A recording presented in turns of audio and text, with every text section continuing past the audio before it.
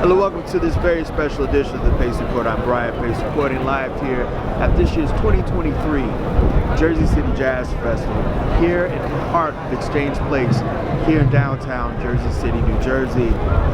One of the headliners this year is pianist Miki Yamanaka, who hails from Kobe, Japan. Now, Miki has been a stalwart here on the New York jazz scene for well over a decade. In fact, she hosts a weekly jam session, which she will tell you about later on in this interview, hosted by Spike Wilner, who's one of the curators for this year's Jazz Festival at one of the main stages. Now, tonight she's performing with her trio, and we sit down and we talk about her origins growing up in Japan and why she decided to leave her study of science to pursue her love of jazz music.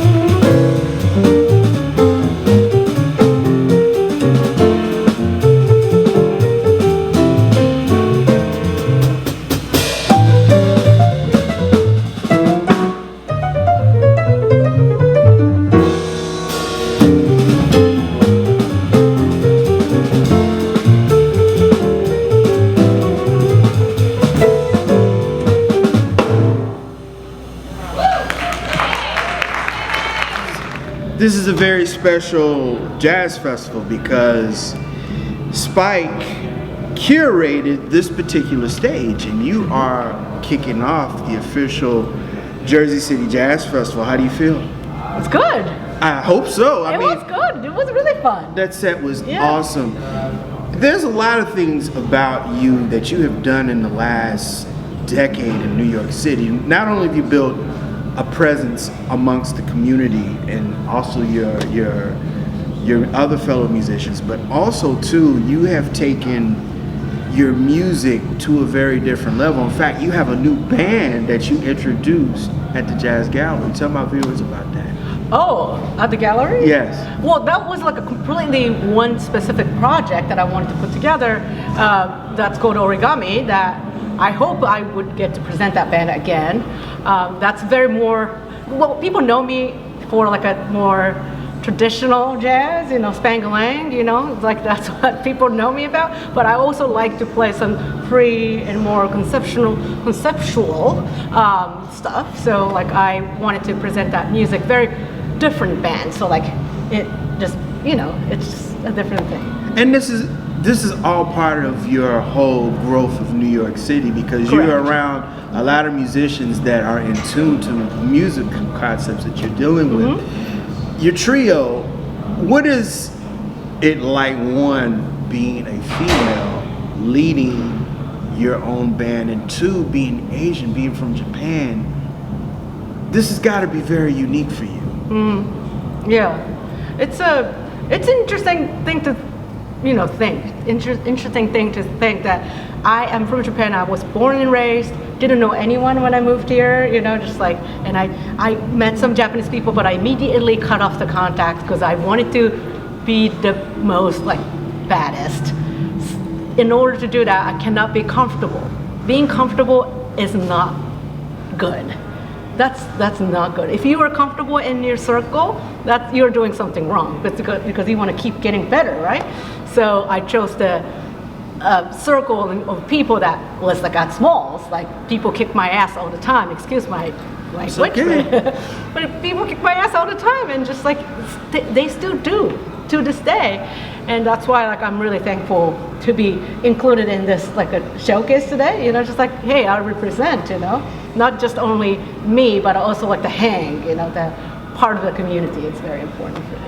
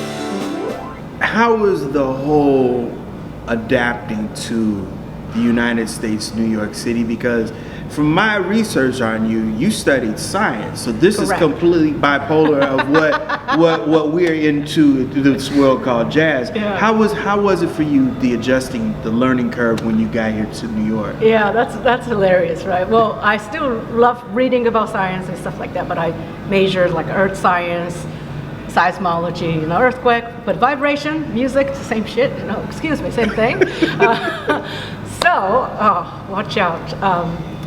You can cut it, right? Like you can cut it short.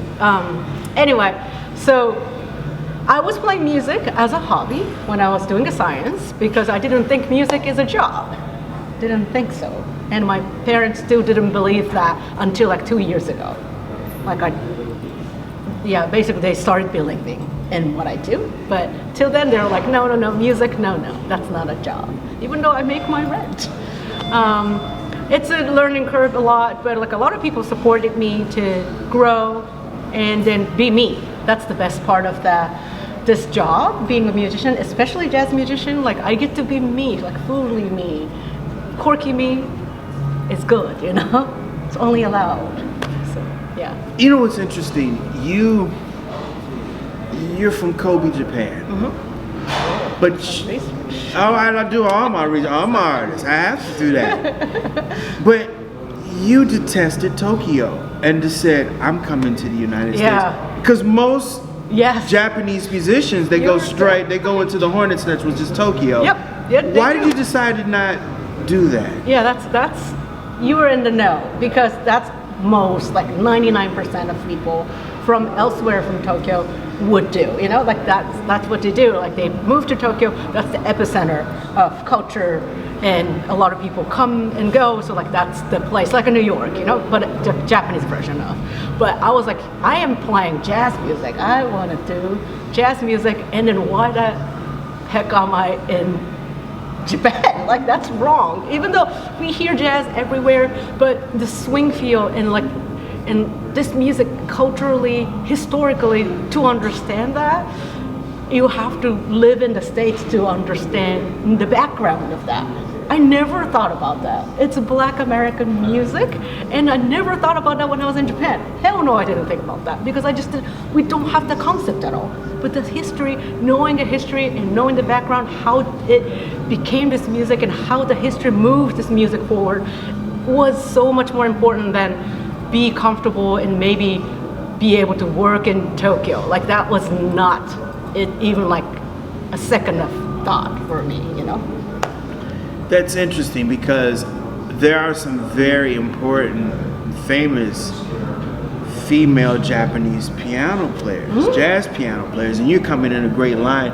How is your age, your generation, bringing it to the fold here in America and abroad? How is it that your generation is understanding and moving forward? I think I really like my friends, like my generation of people with my friends, right? Like I started like mostly working with those people now because like they're first of all super killing, and then now like I'm like 30s. We started understanding how this business works and how to be professional, but at the same time how to really embrace what we want to do. So I think this age, this generation is like pushing forward in terms of like, we used to be like, oh, let's learn from the elders, let's learn from what we can do, like from the recordings or the, you know, elders around. But now like, let's just pass it along, or like we're like kind of in between cushion almost, that we got something from up there and then we have something that we feel like concrete, like we feel like, okay, this is what we do. And then now we can do that, share and like, and pass it along to the younger generation as well. We're not so old or like not so like seasoned yet, but I think we learned, like I've been here for like almost 11 years now, that's something. It's not just like, oh, I just moved to New York, I don't know anyone. Not anymore. So I think my whole generation is like helping the information and the experience to the younger generation. I think it's really beautiful. Well, I thought what was beautiful is that this afternoon, I'm gonna start that question again. What I thought was beautiful this afternoon is that you did reach into the elders. You played a couple of your originals, but you paid homage to Dr. Barry Harris, Cedar Walden. When you moved to New York, did you go to Dr. Barry Harris's workshop? I have been there only one time. My friend that I don't really talk to anymore because I cut all those Japanese friends, but that's really bad of me, you can cut that. But just in order to survive here, okay? Yeah, they took me there and I didn't understand anything he was saying because I didn't speak English, you know, that was like literally 11 years ago. So that was just me, just basically observing like what's going on in the tail back. Then I never went back. I thought like I could go back, never did. It's like very terrible, but I've watched a lot of YouTube videos of his workshop. My favorite's the Giant Steps one. He talks like, oh, this is like blah, blah, blah. Like he's just so pissed, you know? Right. But then he's so killing, like he's like playing it through. It's like, of course, it's Barry Harris, of course, but he's like not happy about it. It's like so great, I love it.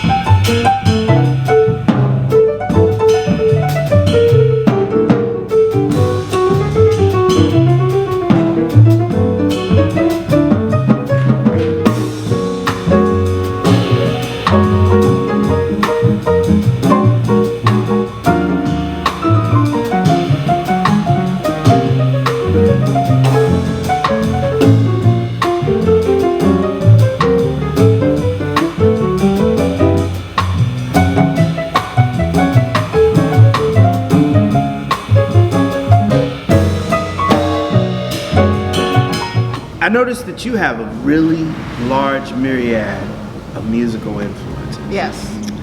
And the first one I want to talk about is Horace Silver. And Horace Silver's music swings. His stuff is just outright greasy and swings. Oh, baby. I love him. What is it about Horace Silver and his compositions and his piano playing that one of your influences? So that's great that you mentioned about him, because I mentioned about him like as one of the biggest like influences that I had, even though like I don't really like didn't play any of his tunes today necessarily. But so first of all, people talk about his compositions all the time, which is like, yes, good, but Horace Silver is a bad-ass pianist, period. And why it's good is because the way he comps, the way he drives the bus, the way he gives you the groove, you know, like that's the piano player can do that. Like what? I thought like it's the drummer's job or the bass player's job. No, piano player can do it too. Like the way he creates the whole energy to the music is like, if you think about like his tunes, like his left hand or his comping has to be there. You're hearing it already. You know, like him doubling that song for my father. It's super famous, right? He has to be doubling, you know? You hear that sound already, because he was like a full composer, and like the way he drove the groove was like, oh, none other than that. Like that was like something that I didn't really get in Japan. Like that stuff, that feeling of like, yeah, that's like greasy and it's like really, funky, like that stuff, like I was like feeling so excited about, but like most of my friends didn't really get what I was like trying to do, if that makes sense. Some were like, yeah, that's the jazz, like that's what jazz is, but like it was very small percentage of my friends.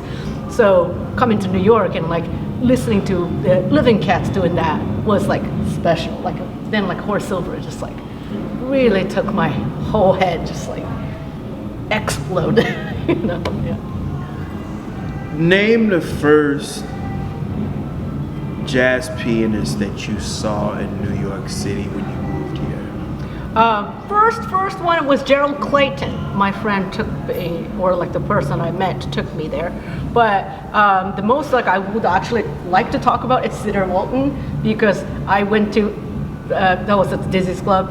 They used to have student discount and the cover charge was much cheaper actually. So like it was $15 to go. To the second set. So like I went there 3 nights in a row because I saw that Thursday night and it was so good. I was like, I'm gonna change all my plan. Was Javon in his band? Javon Jackson? I don't think so. I think it was the Steve Turay. Steve Turay, okay. But like, mostly, and then Vincent Herring maybe. Vincent, yeah. But like I didn't know any of the musicians then. You know, I think Happy was playing the bass. Okay. And then I don't know if it was Jason Brown or Willie Jones. I'm not sure. Like both I adore, but I really didn't know anyone when I moved, or like it wasn't when I moved here. Like when I came here for the first time, like 5 nights when I came here, I didn't know anyone, but I knew Cedar Walton, and I only knew his name. Isn't that pathetic? I only knew his name, so I'm just gonna go see him. Use my student discount, cheap, yay. Go there, and I was just like blown away. I was like, what the hell is this? That's so great. The thing about Cedar is that Cedar was always on important records. Mm-hmm. I mean, you think of, you know, Eddie Harris. Oh, yes. All this. I mean, I just think of all the important records that he wasn't a leader on. He was a side guy. He knows how to comp. He knows how to comp, right? That's why he's on all of those records. I know. Let's see. Oh, 2, and I'm out of your hair. Your other influence, Mulgrew Miller. Yes. He was really a stalwart, not just at the university, but also here in New York. Everybody used to go hang out with him. Mm-hmm. What was it about his piano playing that you saw that you could just incorporate into your style of playing? So Mulgrew is like one of the latest influences for me. It's very new, relatively. Like I've been listening to Cedar, Horace, Sonny Clark, name whomever, you know, like Herbie. I was listening to them a lot, like when I moved right after. But it's funny that when I used to hang out at Smoke Jazz Club, not Smalls, Wayne Escoffrey, great saxophonist, he told me that I should check out Mulgrew Miller, and I knew his existence. And I was almost going to go to his concert when I was in outside of Chicago, because he was playing at somewhere in Chicago, maybe at the Showcase. And then I didn't get to go because like my car had like weird stuff. But that was the only chance that I could have gone to see him, and I missed him. And then like I was talking to Wayne that like I never got to see him, and then Wayne was like, you should check it out. Your playing can get a lot from Mulgrew's playing. Check him out. And I was like, and he plays a lot of tunes, which I really love. I love tunes. I love standards. So I checked out a lot of his tune, his like standard, like that he played out F.R.O. Bell on the live recording and stuff like that. That's like total my jam. But then I discovered more of like his tunes. How many songs did he write? He wrote a lot of songs. I can't even keep counting on them, but like all the musicians that he worked with happen to be my favorite musicians, like Steve Wilson, Steve Nelson. Like, think about those people just like I get to work with sometimes. Like, that's coming from just purely listening to Mulgrew, just like the way he comps, the way he composes, the way he solos, all so burning, but so tasteful. And the way he plays the piano, just like he's just so in it, pure. It's none of bull, you know, just like just pure love for the music. So I got just like notes. Of course, I transcribe and listen to him a lot, but it's not just that. Just even feeling that, you know, never felt his presence, unfortunately, but like I could feel it from like watching YouTube or like listening to how they worked with it. You know, it's like it's really one of the like biggest influences now. Yeah, for sure.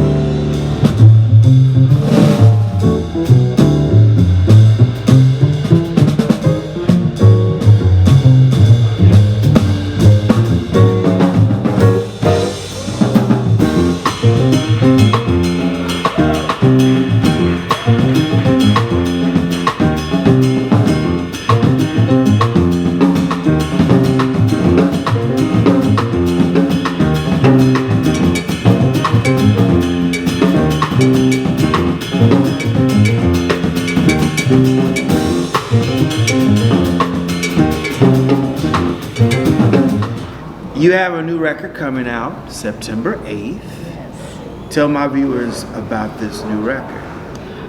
So this is a recording that we made in Vancouver, BC. It's part of Cellar Live Records that was like funded by Creative BC. That's arts organization based in Canada that I got to bring my band, featuring Mark Turner on the saxophone, Tyrone Allen on the bass, and Jimmy MacBride on the drums, to go to West Coast and do a little tours.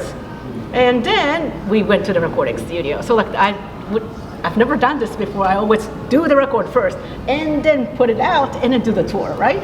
But I could do the backwards, which is the best, because like the music and our friendship became so much tighter within just that few days of spending intense time together.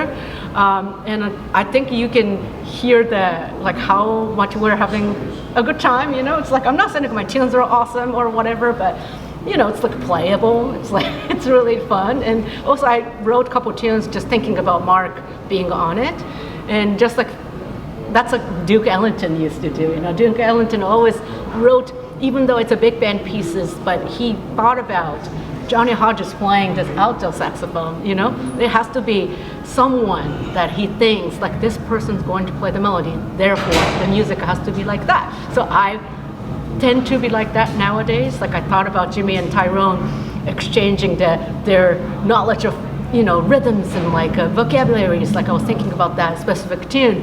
I was thinking about Mark Turner, like, you know, just like very important, like who's playing my music. So it's a very personal project for me, so I hope you can check it out. The single's going to be released this week, so everyone will please pay attention to her social media. She's definitely going to take care of that for you. Yeah. Talk about your experience with Spike and Mesro and Smalls. You are notorious for your open mic and open jam sessions. What is it that you're seeing with the younger generation of musicians that are coming to play, and the community? It seems like people are very in tune and love what you're doing. Well, thank you for that. That's very sweet. But yes, I had like weekly jam session, hosting polite jam session every Tuesday at Mesro for like about 4 years with Adi Meyerson, bass player. And then after that, after pandemic, Spike Wilner was like nice enough that he was like, do you want to do one of those for yourself at Small? So I was like, oh yes, I'll do it. I did every Monday for like about a year or so, and then I shifted to every other week, and now like I do every month, because like a lot of people want to play too. So I think it's a really good thing that we're rotating more people. In the jam session, it's like I am so amazed how many people come and go. It's crazy. Yeah. Just think about how many people just come and go. I have seen, like I said, and this is like on a weeknight. This is not like a Friday or Saturday night. No, it's Monday. I'll be out like just going out, just checking out the, you know, the music scene, and I'll come in, I'll see you, and they're literally guys and females with their horns ready, lined up. And sometimes they don't even have a chance to play. No, they don't get to, especially the rhythm sections, you know, like, because the tune goes like 30 minutes, 40 minutes, it's like, cut it short, like I always say that. Like, so my jam session was like, I was always like frustrated being in a jam session when I was like, you know, up and coming. I'm still, but like when I came to New York, you know, first time, because like literally, can I play the song today? Like, can I play a song today? It's like that, like that much, like, because there are so many horn players, they play every tune, and like they play 10 choruses each tune. It's like, and like I want to play a song, right? So like I was always frustrated by that. So it's like when Spike told me I can run a jam session, okay, I'm gonna take this very seriously. So like my jam session is very much curated. I always like set up the nice rhythm section together, and like they know each other or not. Like I just try to hook up like new people around so they can meet each other, they can, you know, play with each other. And then like horn players, like cut it short, like don't take long solos, or like decide one tune to shine and that's it. Like have your moment and that's it. Like just don't take up rhythm sections time. But that's kind of the way I learned how to comp too. So it's a, you know, positive and negative, of course, but I just take it very seriously. So come to Smalls Monday nights. Sometimes I'm there. I take that seriously, and then I will include everyone. That's what I like to do. Even if you're shy, just come on up. Let me know what tunes you can play, and I can like incorporate that in that jam session. I can do it for you. And if you're not knowing the tune, and I will tell you too. Like if you don't know the tune and you blow, and it's like, dude, you don't know the tune. Go shit, go back practice, So I am very honest, but like I'm very welcoming to anyone who wants to join. So yeah, come to Smalls.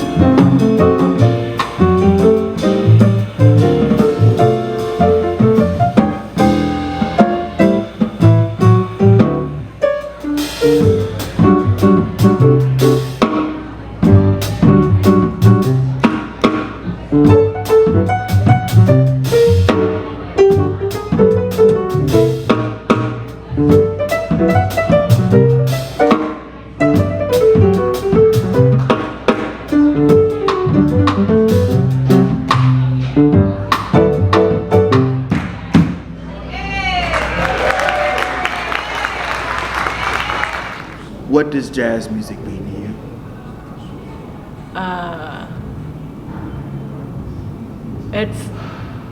It's the joy to me. It's the I can't really say fancy stuff because this music is supposed to be enjoyed and to be enjoyed, and I enjoy this. That's why I do this. And the fact that I get to share the joy with others by playing is just so crazy to me.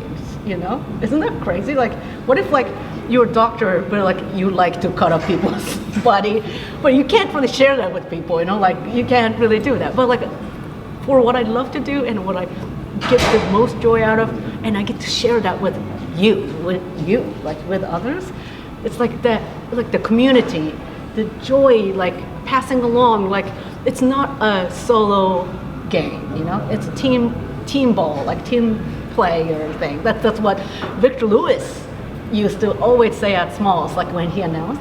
That's the reason why I started encouraging people to react to what we do, because he's always super kind to them. React to dance, just however you feel, do your thing. That's how I feel.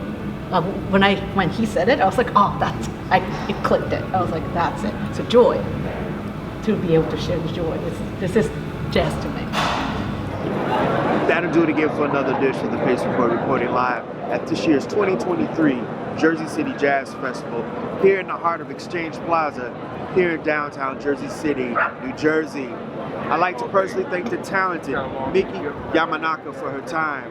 Make sure you support her upcoming album, which is coming out September 8th this year. Also, I'd like to personally thank the staff and management at Riverview Jazz.